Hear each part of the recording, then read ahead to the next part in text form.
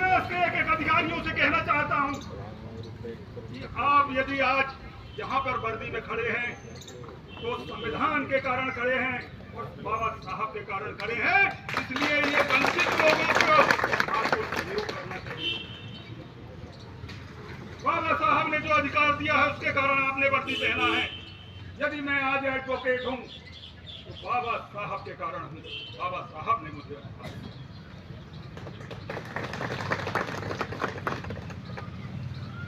और मुझे, क्योंकि मैं ओबीसी वर्ग से आता हूं,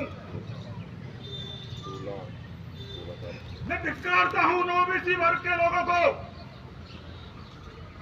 जो आज भी अपनी लड़ाई से वंचित है और लड़ाई लड़ने से बचते हैं। आपको जानकर आश्चर्य होगा कि इस देश के अंदर सिर्फ एक ओबीसी वर्ग ऐसा है जिसकी गिनती नहीं हुई। आजादी के बाद आज तक ओबीसी इस देश के अंदर कितना है? 10% है, 20% है, 25% है, 50% है। न तो सरकार को मालूम, न ओबीसी वर्ग को मालूम और न 140 करोड़ जनता को मालूम। इस बात का चिंतन करना पड़ेगा। जब हम माननीय उच्च न्यायालय जाते हैं कि साहब मंडल कमीशन की रिपोर्ट लागू करवा दें, हमें हमारा अधिकार दे दें, जनसंख्या के आधार पर हमें प्रतिनिधित्व दे दें, तो माननीय उच्च न्यायालय हमसे कहता है कि आप तो डाटा लेकर आइए, देश के अंदर आपकी जनसंख्या कितनी है ये बता दीजिए। जब हम भारत सरकार के पास जाते हैं और भारत सरकार से पूछते हैं कि साहब हम तो माननीय उच्च न्यायालय गए थे, उच्च न्यायालय कहता है कि आप अपना डाटा लेके आइए, आप अपनी जनसंख्या बताइए, आपकी जनसंख्या कितनी है। सरकार कहती है हमारे पास कोई डाटा नहीं है, आपका कोई डाटा नहीं है, आपकी जनसंख्या कितनी है भारत सरकार को नहीं मालूम। मध्य प्रदेश में ओबीसी की जनसंख्या कितनी है मध्य प्रदेश सरकार को नहीं मालूम। लेकिन आज आप देख रहे हैं कि किस प्रकार की हाल बेहाल करके रखा गया है आज देश के अंदर में। आज अगर हम बात करें एसटी, ओबीसी, एससी और ऐसे तमाम माइनॉरिटी और तमाम ऐसे समुदाय हैं जो आज परेशान हैं। अगर हम परेशान हैं तो फिर बस एक ही कारण रह जाता है कि अब हमको जो है जेल भरो आंदोलन ही करना पड़ेगा। साथियों, मैं आपसे बस एक ही बात कहना चाहता हूं कि हम एक हों और एक होकर जो आज देश की व्यवस्था चरमरा गई है उस देश की व्यवस्था को सुधारने का हम काम करें।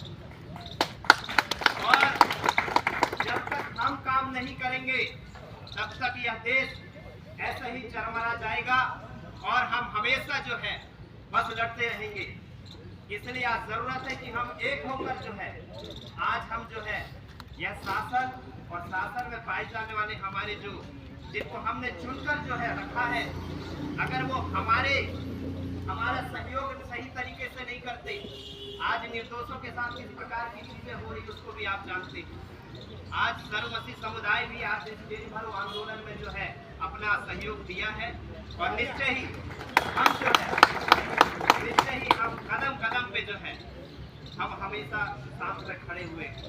विशेषकर आज मसीह समुदाय के साथ इस प्रकार की हरकतें की जा रही हैं, कई जगह चर्च तोड़े जा रहे हैं, जबकि हम सबको धार्मिक स्वतंत्रता का अधिकार मिला है। कोई ऐसा नहीं है जो किसी को रोक सके, टोक सके। हमको अधिकार है, हम जिस चीज को पसंद करते हैं हम सड़क पर भी खड़े होकर उसका प्रचार प्रसार कर सकते हैं। लेकिन ये शासन हमको जेल में भरने का काम करती रही है, हमको मारने पीटने का काम करती रही है।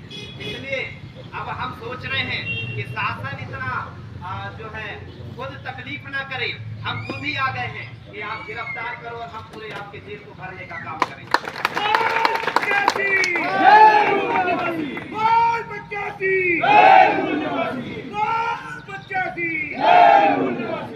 और मैं आपसे बस यही कहकर अनुरोध करना चाहता हूँ कि आने वाले समय में हमारा मंडला जिला और देश के अंदर में जो अभी जो है भारत बंद का आह्वान किया गया है, आप सबका सहयोग मिले ताकि हम हम जो है मिलजुल कर जो है हमारे देश की व्यवस्था को सुधारने का काम करें।